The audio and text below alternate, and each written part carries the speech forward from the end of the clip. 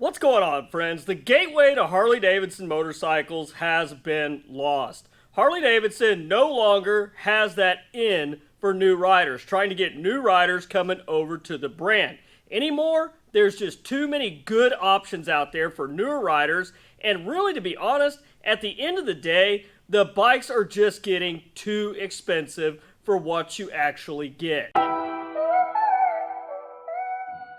For years and years, Harley-Davidson pushed the Sportster. The Sportster was always known as the gateway to Harley-Davidson. If you went into a dealer, you were looking at a Sportster, they were always going to try to talk you up onto a Dyna or a Softail or anything bigger. They even ran the deals, I don't know if you remember the specials that Harley-Davidson used to put out. You could buy a brand new Sportster, ride it for a year, come back and trade it in on something bigger and get everything back that you paid for it. Now, it sounds like a good deal, but in the end, the house still won. You still lost money on it, so don't be fooled there. But we no longer have those inexpensive Harley-Davidsons available brand new anymore. And I understand Harley-Davidson is supposed to be a premium brand, but they are literally getting to the point where you just can't justify the cost of buying anything new from Harley-Davidson anymore. Guys, please don't forget, if you enjoyed today's video, don't forget to hit that like button and consider subscribing to the channel if you haven't done so already. Now, I absolutely love Harley-Davidson, and I've mentioned in the comments many times, answering a lot of your comments, that Harley-Davidson just doesn't have anything that's really appealing anymore. I personally felt like Harley-Davidson hasn't put anything out that really said, here, take my money, since the twin cam engines went out and we switched over to the Milwaukee 8. Now, I still like the Milwaukee 8 powered bikes, but I'm not necessarily in a hurry to run down and get one. And then now we've got this new redesigned models for 2024.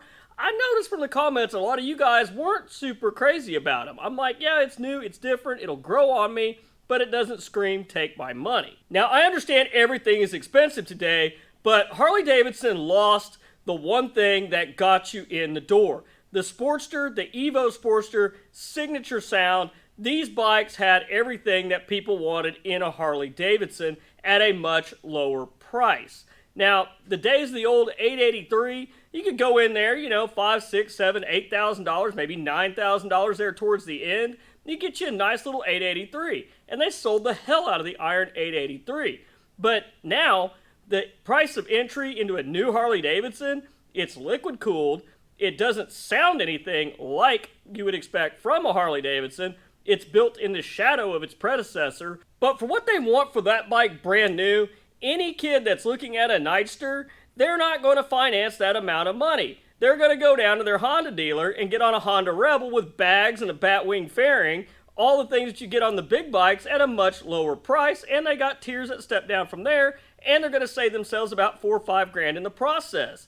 That's what's going to happen. We are struggling to get new riders on Harley-Davidson motorcycle. Now, to add to this problem, nobody really wants to work on their own stuff anymore. They want to buy something with the warranty. They're going to keep it for a little while. They're going to finance it. They're going to turn around and sell it eventually and take a pretty huge hit on it. That's generally what I see happen with a lot of new motorcycles that I see for sale used. You see a used Harley-Davidson that's newer, and they want just about as much as the price of a new bike. That right there is a pretty good indicator that they're probably got a little buyer's remorse or they're upside down in it at this point. Now, I understand the new bikes have a lot of technology in them, a lot of new features.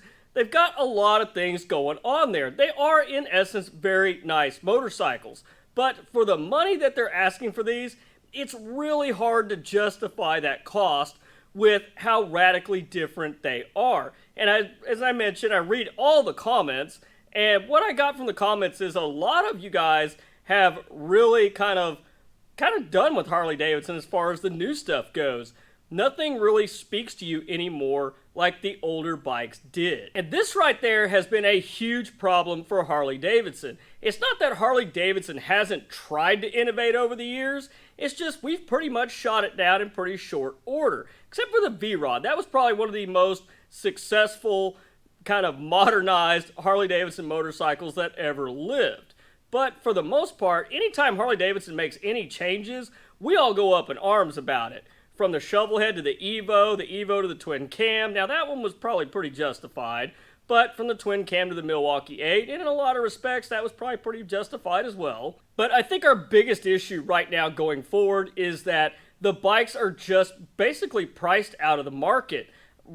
Through the comments, you guys have mentioned there's just so many better options out there. Talking about the BMW R18, and a lot of guys have mentioned the Moto Guzzi. I hope I said it right for you Moto Guzzi guys out there, because you got on to me for saying Moto Guzzi. But guys, there is a big competitive market out there for people that are pretty much kind of giving up on Harley-Davidson. And what I was sad to read in the comments from a lot of my videos where you guys were like, I've owned Harley this long, but I think I'm going to try something else next time, and it may not even necessarily be an Indian. I mean, I'm glad we have Indian around for some options, and Indian has forced Harley-Davidson to make their bikes better. And I think that Indian not having another air-cooled entry-level model kind of pushed Harley in the direction to do the same thing as well. And that's maybe why we didn't see a new air-cooled Sportster. I think that was a bad move for Harley-Davidson, not making a new air-cooled Sportster, because in my mind, they could have kept the price down a little bit more and actually make it to where more people could afford it, get on a Harley, enjoy it, and then they'll want to later on come back and get a bigger bike. But right now, the starting price for a Sportster is what you could buy a Dyna for just a few years ago, brand new. And as we all know, there is a ton of used Harley-Davidsons out there to be picked from, and at much, much lower prices. So guys, at the end of the day, I think the absolute cost and entry into Harley-Davidson is what's going to be their downfall and their demise. You really can't be a premium brand and only cater to the top tier level of customers.